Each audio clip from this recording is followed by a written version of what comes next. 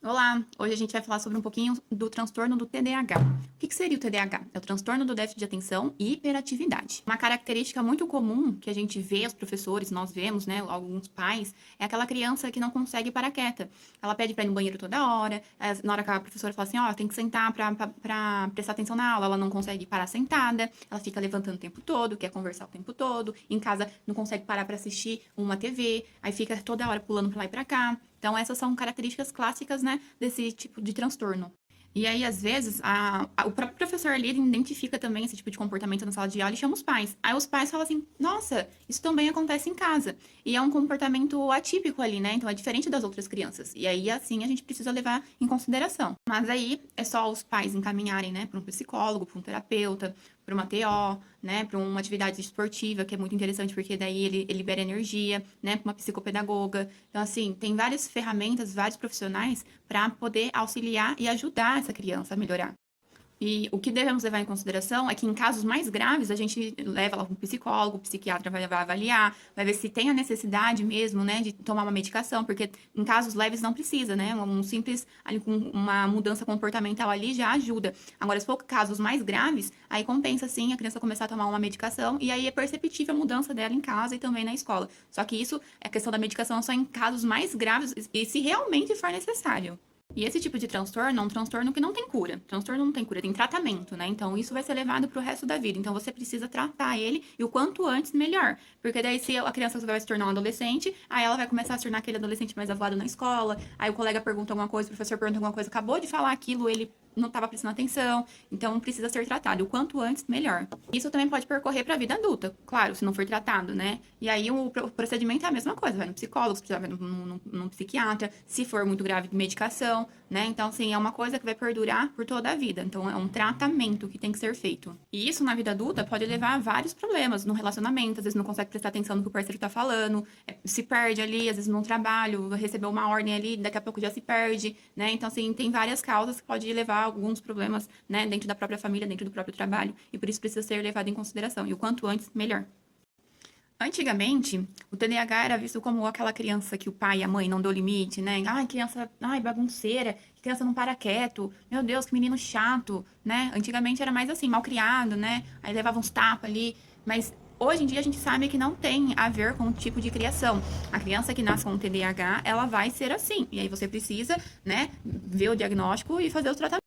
A criança que nasce com TDAH, ela nasce com pequenas disfunções na parte frontal, que a gente chama aqui do nosso cérebro, em que ela vai ter o quê? Inibição do comportamento e também o controle, que é a parte responsável, né, do controle da nossa atenção. Então, por isso que às vezes ela fica com essa dificuldade em prestar muita atenção, em ficar quieta, e ela fica se movimentando o tempo todo. Então, é mais por conta disso.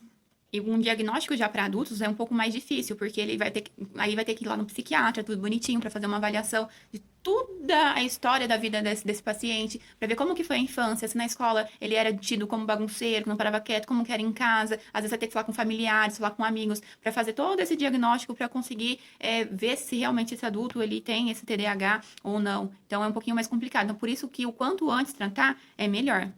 O que a gente tem que prestar atenção também é que hoje em dia a gente tem várias distrações. Então, tem TV, tem internet, celular o tempo todo. E aí também tem as queixas de que, ai, meu filho não para quieto, ou meu marido não consegue se concentrar, ou minha esposa não sei o quê, né? Porque tem várias distrações no dia a dia. Então, precisa diferenciar. Aí, se realmente é uma questão ali de suporte, é uma questão de TDAH, ou realmente é uma questão comportamental do dia a dia, que a pessoa fica se distraindo o tempo todo por conta de tudo que tem ao nosso disponível ali pra gente. E aí a gente acaba não tendo mais a paciência que deveria ter, né? Como antes. Então a gente tem que fazer esse levantamento para saber se realmente é um TDAH ou é um comportamento ali instalado por conta de tudo ao nosso redor que nos estimula a ter certos comportamentos. O TDAH, ele é uma doença multifatorial. Então, ela pode vir por uma parte genética, né? Alguém da família que já tinha e aí passou pelos genes, e também ambiental por conta de tudo que acontece.